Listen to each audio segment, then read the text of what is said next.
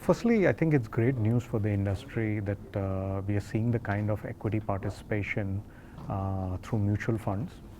Normally, people believe that this is because of the government and the outlook for the markets, and I think obviously that's true.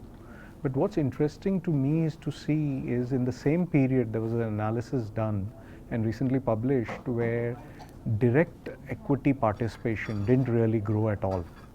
And to me, this is an interesting one where normally you assume that people, when the markets are doing well, come in, and so these are casual investors, and when the market doesn't do well, they will go back. But the fact that there is no increase in direct equity investors currently, and at the same time, the mutual fund folios, especially, not only the volume, but in terms of the number of folios growth, is very encouraging.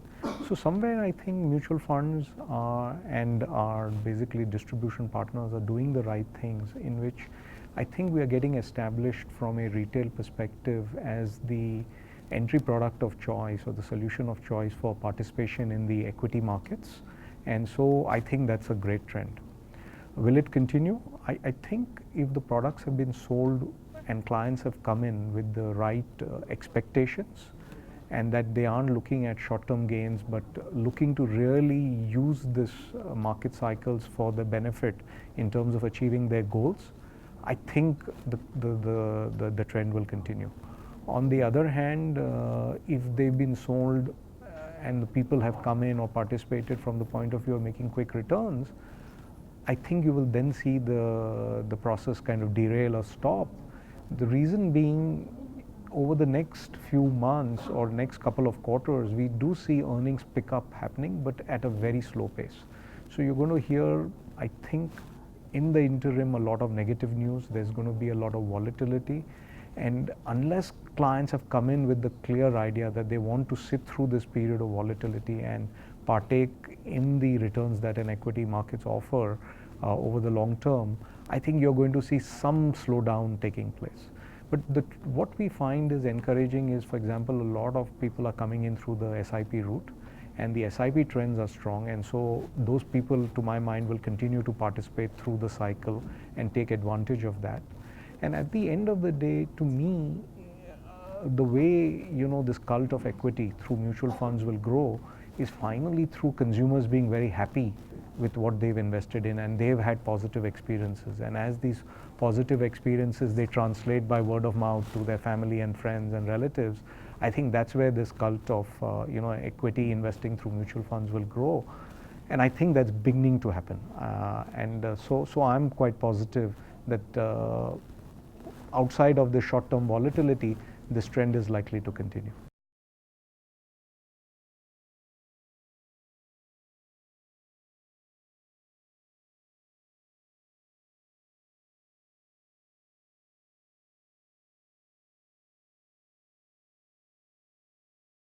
So if you see this whole cycle, it's been a mixed bag. I think it's a question of focus and offering by each fund house. So a lot of the money has obviously come into either categories which have certain tax benefits, such as arbitrage funds, I think, which have grown, or close-ended funds, and there was a lot of activity on the close-ended fund side, till recent months. I think where we focused as a company, and I think we are better off doing, is focusing on long-term open-end funds. The industry, to my mind, has a wide variety of products. All of the core asset classes are complete. Even within equity, the sub-classification between large cap, small mid cap, thematic and diversified, there is enough choice.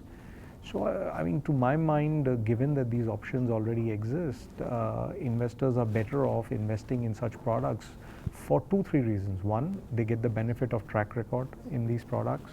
They get the benefit of scale. Most of the funds that are large are open-end in nature, and they get tried and tested products. So, given all that, I think to my mind, the money will continue to come into products that are performing well on the open-end side, and that is more of a sustainable model to our mind, and so we focused on that.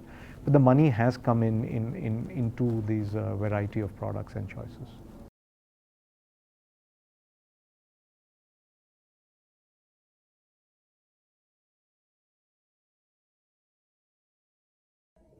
the B15 numbers are increasing, but they are positive, but they are ticking at a positive rate. It's not a dramatic move as some people think. I think it's fantastic that the industry is focused in that direction. There's a lot of effort being placed. I think there's a lot of investor awareness initiatives that are happening, and they will begin to have effect. But this is a process and a journey, and I don't think this will happen immediately. It's not a switch that you can just turn on and suddenly you'll start seeing millions of investors from the smaller cities and towns. I think this process is well on and the focus is there, and that's why you see year on year the percentage number coming from B15 rather than T15 seems to be a bigger piece of the pie, and I think that's an interesting trend. I think the trend will continue in the years to come. What we have to do is look at not only educating investors in these markets, but also 2 or 3 other things, which is one, we need to make sure distribution grows in these markets. And one of the big limitations to my mind currently in this space is that there's very limited distribution available in these markets, and that is almost necessary to grow. Secondly, I think paperwork and anti-money laundering regulations and all of that needs to be simplified, because if the PAN card is going to be the primary determinant of entry into the industry, we know that number is limited. But as we move to Aadhaar and eKYC and other such means, I believe the spectrum of investors who can invest will grow, and that market broadening will also help money come in from B15. So I think overall I would say that we need to look at our overall ecosystem. If you can have good tight AML but consumer friendly, the paperwork is simple, easy, we can use more electronic means of trading, you can have good distribution coupled with good investor education, all of this will, to my mind, lead B15 markets to grow, and you'll see penetration increase over the years.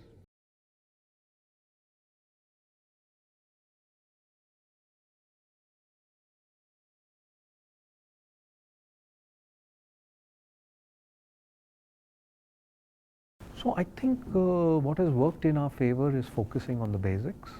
2, 3 things. One, we focused on performance. I think that as an investment manager, you're trusted with managing people's money, and you need to show good performance. And I think we've been very lucky in that we've been able to show good performance on both the equity as well as the fixed income side. And so if you see our flows, they've not come from just one side, they've come from both equity as well as fixed income. And so that's obviously benefited us. The second thing is we focused on the core aspects of the business. So for example, a lot of our assets that have come in into our existing open-end either equity or fixed income funds, and we've not focused so much on trends, either tax arbitrage products or close-ended. And I think by being away from the treadmill of constantly kind of try to get the same money or some of the money that is there in your system redeeming and trying to get it back through maybe fixed maturity plans or close-ended funds, our whole focus has been on the open-end side and building scale in our existing products, and that strategy seems to work in our favor. And so we've been able to grow and garner assets in to my mind, a very sensible way, and hopefully we can continue down that path.